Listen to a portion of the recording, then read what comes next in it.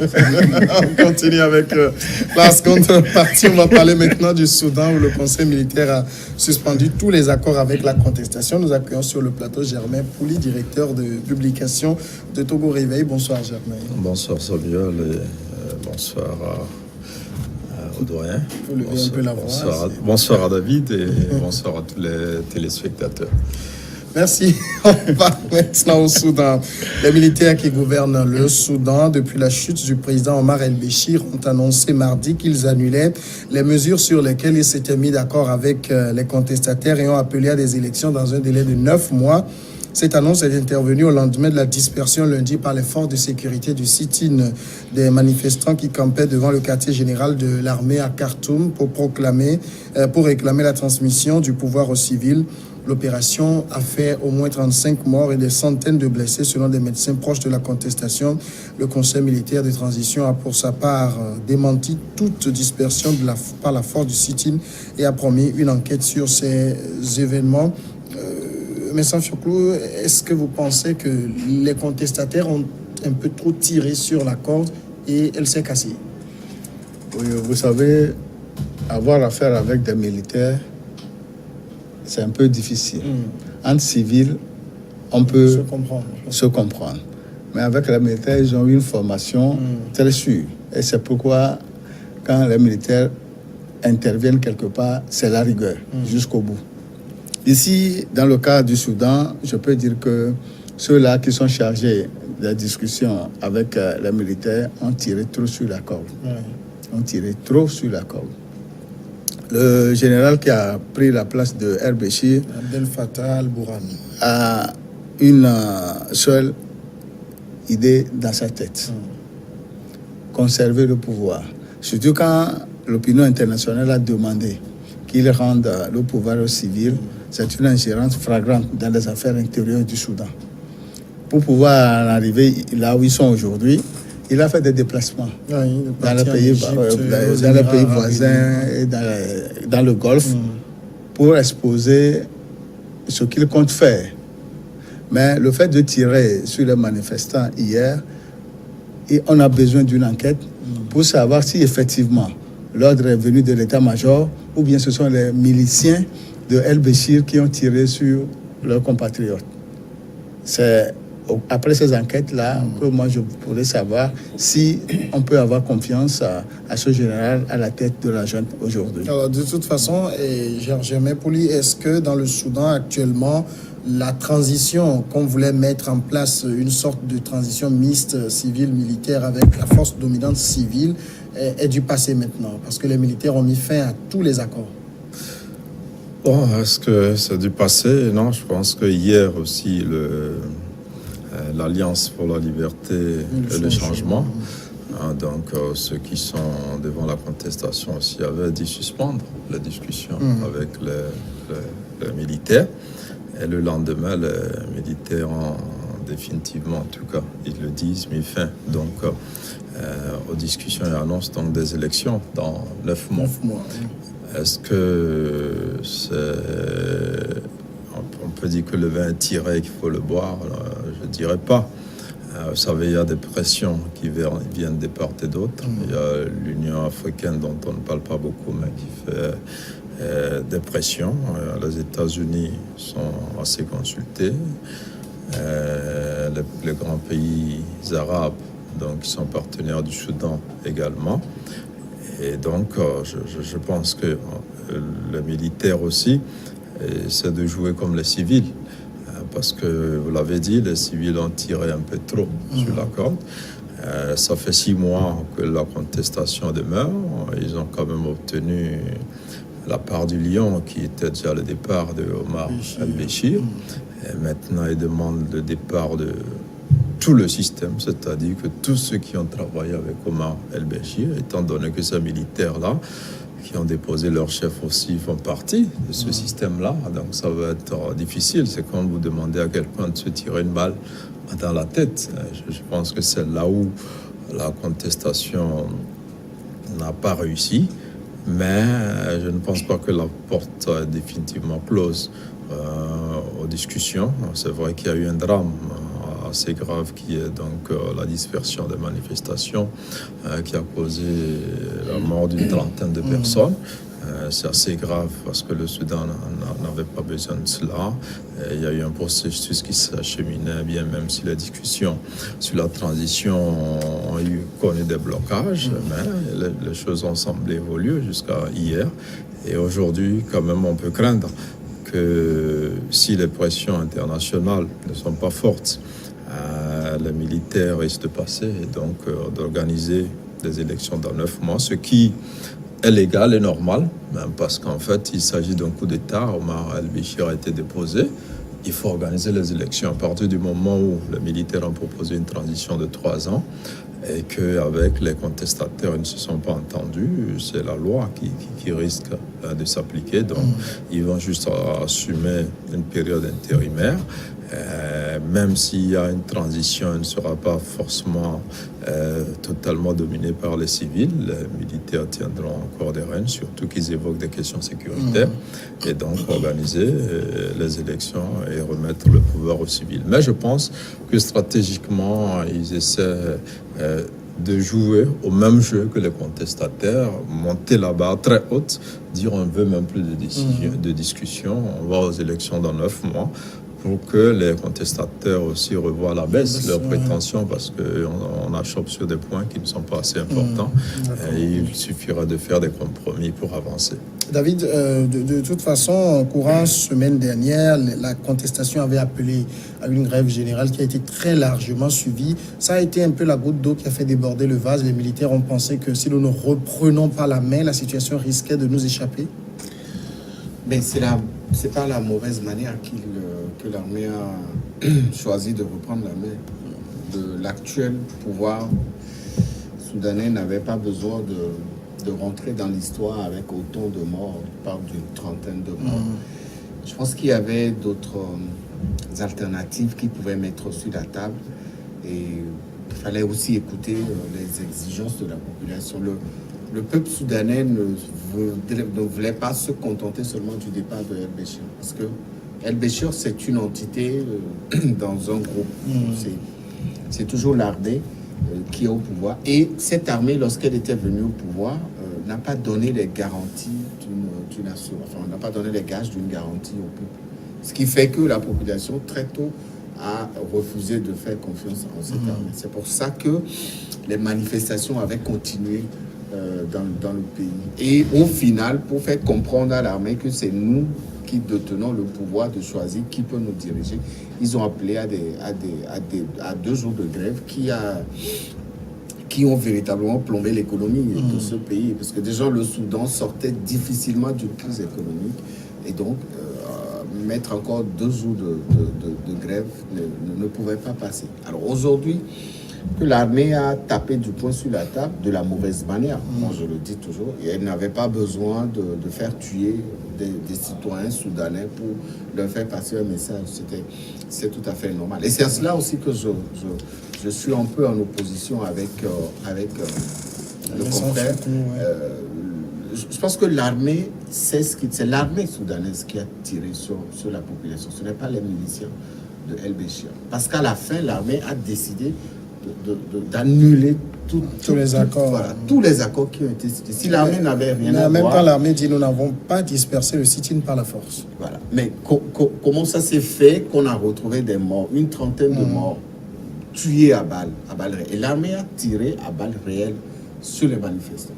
Alors, si l'armée n'avait rien à voir dans cette tragédie, elle n'aurait pas précipité cette décision. Elle a décidé d'annuler tous les accords qui ont été signés. Ça veut dire que l'armée sait ce qu'elle fait, elle est consciente du drame qu'elle a occasionné et elle veut faire passer un message à la population, mais de la mauvaise manière. Je pense que pour l'intérêt de ce pays, l'armée et la population civile devraient se mettre ensemble. Et les premiers jalons avaient été posés. On était contents lorsqu'on a vu ensemble assis à la même table l'armée et la population civile.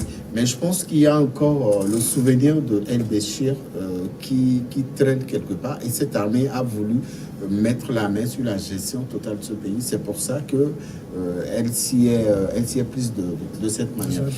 Mais j'estime quand même que cette sortie ou cette tragédie que l'armée soudanaise a provoquée dernièrement ne sera pas la goutte d'eau qui fera déborder le vase, parce qu'en face, elle a une population qui est radicale sur sa position et qui est prête à se sacrifier jusqu'au dernier pour sauver ce qui pour le moment, les rues de Khartoum étaient très vides aujourd'hui. Oui, parce que la population a encore été appelée à respecter cette grève. Et ça va faire très mal, parce qu'en face, l'armée risque de se retrouver dans une situation d'instabilité et le Messie sortirait encore de cette armée-là pour sauver ce qui est encore à sauver. Alors, au niveau de l'armée, on estime que l'opération qui a été menée était une opération conjointe pour nettoyer certains sites près du sit-in, parce qu'il y avait des activités illégales sur les lieux. Aujourd'hui, on voit cette armée. C'est vrai que toutes ces personnes sont mortes par balles. Les balles sont forcément venues de quelque part. Et l'armée refuse d'assumer la responsabilité. Oui, avant la tuerie de lundi, il y avait une tuerie il y a 3 semaines. 3 semaines. Et on avait mis ça sur le dos des miliciens de Béchir et d'une aile incontrôlée de l'armée. Oui. C'est pourquoi je dis ici... De toute façon, cette armée est le produit de Béchir. 30 ans de pouvoir, il a eu le temps de construire son armée aussi. Et il faut noter aussi que les souris du même trou ne se mordent jamais jusqu'aux os. Même si ce sont les officiers qui ont donné l'ordre de tirer sur les compatriotes, leurs confrères vont les protéger. L'essentiel pour eux, c'est que la contestation cesse. Et ce qui paraît bizarre dans cette situation au Soudan, c'est qu'on n'entend pas parler des partis politiques. C'est la population elle-même qui a pris le devant. C'est pas un peu ça qui est dangereux, préjudiciable pour la... Et c'est pourquoi, bon, si je dis aujourd'hui que si c'est l'armée qui a pris le devant, c'est parce que elle est en train de comprendre que la situation va lui échapper si elle n'utilise pas la manière forte. C'est ça. C'était la solution. Oh, je crois que là aussi... De toute façon, il fallait à un moment donné ramener l'ordre. Je pense que la société civile a exagéré un peu au Soudan. Vous voyez, et les accords pour la transition, il y a eu des éléments assez importants. Il s'agissait de mettre en place un conseil souverain qui va prendre la place du conseil militaire, là, qui devait être composé de 11 membres. Alors, ceux qui sont là, qui discutent aujourd'hui, voudraient avoir 7 places et l'armée 4 places. Et l'armée en demandait 8 places contre 3 places pour les civils. Là, ça n'a pas abouti. Mais sur le Parlement de la transition, ils se sont entendus sur un Parlement de 300 membres. Et cette coalition-là, 65% pour la contestation. Voilà, 65% au moins viennent de la rue, pas des milieux politiques. Et seulement un tiers pour les partis politiques. Ça veut dire que la société civile a mis de côté la classe politique. Ce qui n'est pas normal, parce qu'en réalité, le pouvoir, le conquérir, l'exercer est l'apanage des partis politiques. C'est des associations qui s'organisent pour conquérir et exercer le pouvoir. Voilà des médecins, des fonctionnaires et tout ça, qui sous la bannière de la société civile veulent maintenant exercer le pouvoir. Donc vous voyez que là, encore, il y a une anomalie. Je pense qu'ils auraient dû se contenter déjà d'avoir la majorité au Parlement. De fait, ce qui n'est pas une majorité, un Parlement légitime, parce que les gens ne sont pas élus. C'est la rue qui les a désignés. Ils iront sur la base de la contestation. Et les partis politiques sont relégués au second plan. Alors, le plan que propose l'armée aujourd'hui remet en orbite les partis politiques. Ça veut dire qu'il y aura les élections dans 9 mois. Si ceux qui sont dans la société civile veulent faire la politique, ils vont s'organiser aux élections. Les partis politiques qui le faisaient d'habitude iront aux élections. Et là, c'est le jeu politique normal, c'est le jeu démocratique.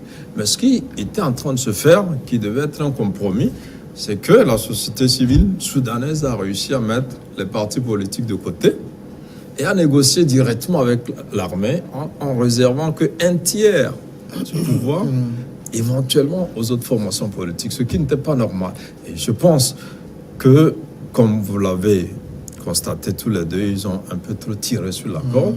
Le conseil souverain de 11 membres n'a pas besoin d'être 8 contre 3 militaires. Il y a il y a des postes ministériels. À l'époque, l'armée ne demandait que le ministère de la Défense et le ministère de l'Intérieur, peut-être 2 ou 3 ministères. Les autres revenaient au civil, il fallait l'accepter. Et donc conduire cette transition-là. Voilà, aujourd'hui, l'armée qui a fait un coup d'État veut remettre maintenant le processus démocratique en marche. Donc, nous sommes là, juste le temps d'organiser l'élection. Et donc, on ne parle plus de transition. On ne parlera même plus des gens qui ont fait la contestation, qui a permis de renverser Béchir. Mais je pense, encore une fois, que peut-être l'armée met la barre haute pour amener les autres à revoir leurs prétentions à la baisse pour pouvoir conduire cette transition autrement.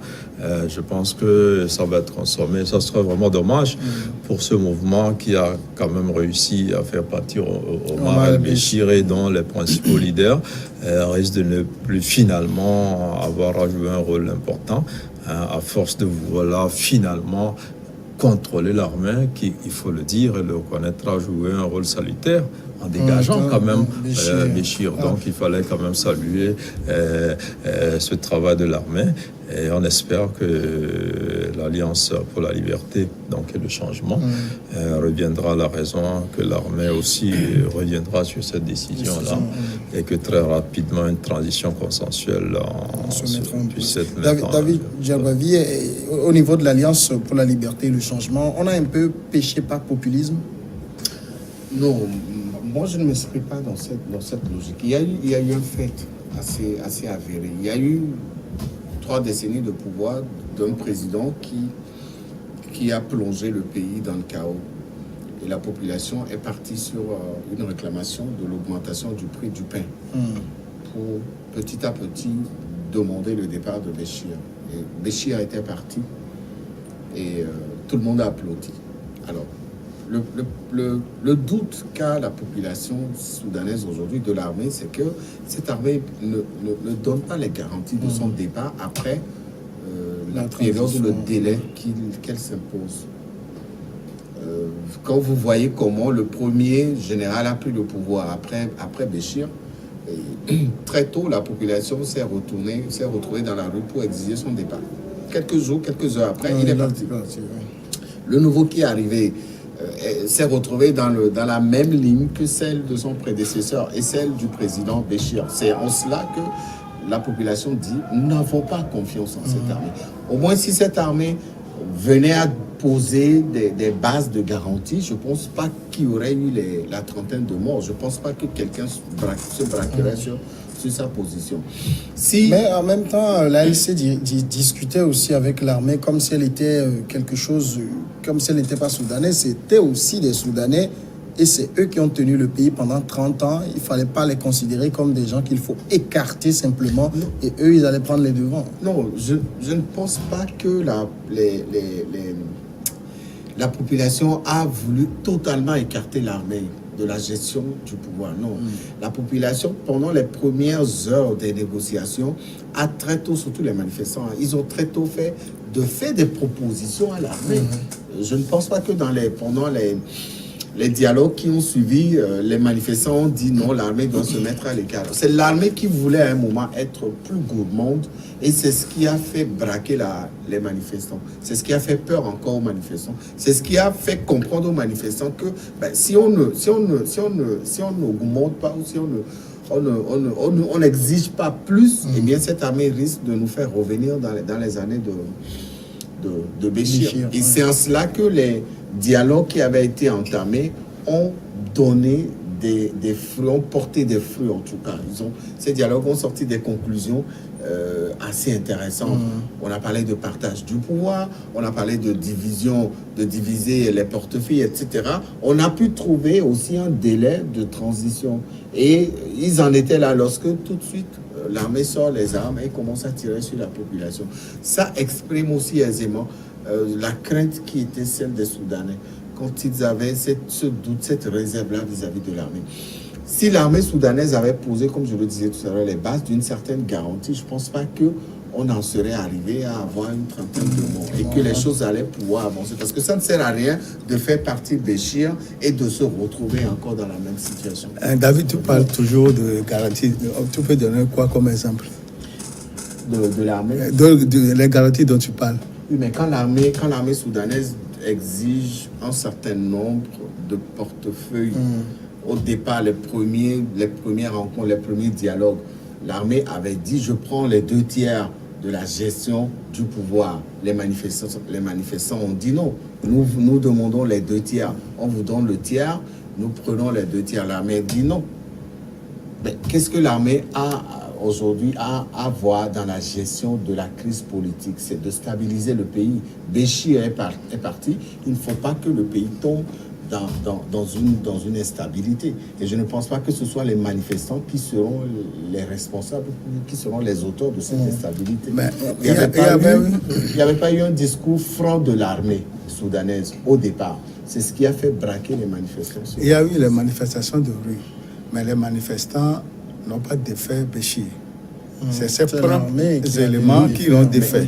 C'était la conséquence directe des manifestations de rue. Oui. Sinon, l'armée ne ferait pas partir Béchir. S'il n'y avait pas eu de manifestations, on est d'accord. Oui. Pendant des mois, il y a eu des manifestations. Oui. Et à un moment, le discours des manifestants avait changé.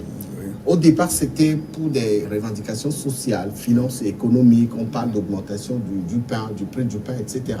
Mais après quelques semaines, les manifestants exigeaient le départ de Béchir. Et c'est après cet appel que l'armée est intervenue pour faire partir Béchir. Oui. Bon, de toute façon, quand on regarde quand même la situation aujourd'hui, 35 morts en une journée, vous évoquez il y a quelques semaines, je pense que ça avait fait il y a 6 morts à l'époque, les réflexes n'ont pas changé. Hein. Les contestataires ont voulu d'un nouveau Soudan, mais c'est pas gagné. J'ai dit tantôt que quand on a affaire avec une armée qui est au pouvoir pendant presque 30 ans, c'est un système. Béchir, on a enlevé la tête. Le corps y est. Celui qui est venu remplacer Béchir a été écarté. On a fait venir un modéré, parce que celui-là est un radical. Ce monsieur, tout ce qu'il a fait comme dialogue avec les manifestants, il a voulu. Et il n'est pas seul. Ils sont dans un conseil, ils doivent avoir une discussion, un dialogue avec eux, et c'est la loi de la majorité là-bas. Quand la majorité décide, on fait ceci, c'est ça on va faire. Bon, la rue qui demande à ce que leur responsable soit le chef du conseil, soit le premier responsable au niveau du Parlement. Si on me parlait de politiciens, comme l'a dit Germain tantôt, la classe politique est là pour faire de la politique. La rue a fait partie des dirigeants. Tel a été le cas au Soudan et en Algérie ces derniers mois. Mais ceux-là qui sont les maîtres de la contestation n'ont jamais exercé le pouvoir politique. Là, il y aura confusion. C'est pourquoi moi je dis, ces cas peuvent arriver, mais il faut faire attention. La politique aux politiciens, par contre ici, les politiciens sont relégués au deuxième plan. Quand ils ont fait l'annonce que les élections, c'est pour 9 mois, on va voir ce qui va arriver. Aujourd'hui, il y a grève. Les rues à Khartoum sont désertes. Il n'y a pas de problème. Mais dans les jours à venir, on va voir ce qui va se passer. Est-ce qu'en coulisses, les discussions auront lieu? Est-ce que les gens de la rue vont se constituer en parti politique pour aller aux élections ou bien en candidat indépendant? Tout ça, dans les semaines qui viennent, on va voir ce qui va arriver. Mais l'armée soudanaise aurait pu aussi accepter de rendre le pouvoir aux civils et participer en collaboration avec le pouvoir civil à l'organisation. Mais jusqu'à ce jour, Béchir est parti le 11 avril. Ça fait presque 2 mois qu'il est parti. Or, quand un chef militaire est là et qu'il n'est plus là, il y a ses adjoints qui doivent discuter, voir ce qui est bon, ce qui n'est pas bon, est-ce qu'on peut confider ou bien aujourd'hui, ils n'ont pas encore fait l'état des lieux.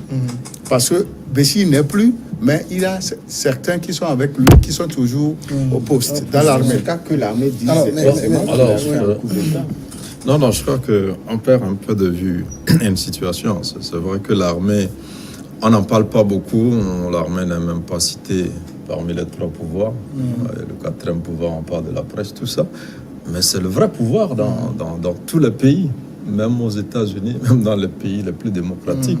Donc l'armée s'assure de la stabilité. Quand il n'y a pas de stabilité, de sécurité, il n'y a pas de démocratie. C'est du désordre, c'est le chaos. Donc à un moment, l'armée prend ses responsabilités. Quand vous allez un peu plus loin, il y a eu des manifestations. L'armée a demandé aux manifestants de dégager les barrages, par exemple. Il y a des barrages érigés. Il y a des civils qui font des fouilles, qui font un travail qui revient à l'armée. À l'armée ou bien à la Donc, police. Pendant longtemps, l'armée a attiré l'attention sur les manifestants. Ça, c'est des excès. Il faut arrêter avec ça. Donc, Mais ça n'a jamais C'est cessé. là où j'évoquais pour la Oui, RC, voilà, donc- une histoire d'avoir péché par populisme. Voilà, je crois que Donc, il faut pas. tuer 30 personnes. Je n'ai pas Non, de on ne tuer. parle pas de On n'en tuerie. parle pas maintenant. Il y a une Laisse tuerie ça. quand C'est un état de fait. Comment laisser jamais? Il y a une tuerie, il y a eu une trentaine Oui, de Soudanais. oui, quand il y a mort d'hommes, c'est mauvais. Donc, Tout le monde ce sait que que c'est nous mauvais. Ou bien on fait C'est une trentaine de Je Soudanais n'ai pas qui dit sont de, décédés, je n'ai pas dit de qui ont été laisser ça. tués. Je te parle de la réalité des faits. Oui, mais la réalité Je- exige qu'on dise J'en arrive, qu'il y a eu j'en une arrive. trentaine de Au morts. Burkina Faso, quand on a chassé Blaise Compaoré, l'armée a tiré sur des gens. Il y a eu des morts. Est-ce qu'on en parle encore aujourd'hui? Non. Quand Zida a chassé Blaise, on a oublié que l'armée de Zida a tué les gens. C'est les éléments de Zida ont tué des gens. Mais non, j'arrive. Quand Blaise est parti. Non, au moment où, moment où Blaise était là, il n'était on pas allait encore chasser parti. Blaise, l'armée a tiré sur les gens. Justement. Voilà, donc Mais c'est là, pour te c'est dire. c'est pas la même situation. qu'au C'est la Soudan. même chose. C'est la même Béchir chose. est parti, Mais tu le après, disais tout à l'heure. il y a David, deux mois. je peux parler. Deux mois, je peux c'était- parler. Même si c'était Non, pas conséquent, c'était quand ce- même assez. non, assez- ce qu'on ne tolère Après le pas. départ de Blaise, on a continué pas à tuer jusqu'au coup d'État. En fait, ce qu'on a ne tiré tolère, sur les manifestants. en fait, vous voyez là, c'est ce que on ne tolère pas sur le plan international aujourd'hui, c'est que l'armée reste longtemps au pouvoir. L'armée peut intervenir à un moment, mais remettre le pouvoir aux civils. Et même si on devait À la suite d'une élection. même si on devait remettre le pouvoir aux civils, c'est pas à ceux qui sont dans la rue. La loi prévue qui prend la présidence après le président qui n'est pas là. Et généralement, c'est le président de l'Assemblée ou le président du Sénat. Or, vous avez est-ce des que ça a été- manifestants est-ce que qui ça a disent été on ne assez- veut plus les gens du régime Béchir. Ça veut dire, même si... Non, David, allons... Soit, Est-ce que ça a été. Nous sommes des est-ce que le journalistes. respect de la constitution soudanaise a été On va aller à la appliqué? pause. Même, Macron, la rue ne voudrait même pas qu'on respecte cette On va aller à la restriction. pause et on Non, revient après. La rue ne peut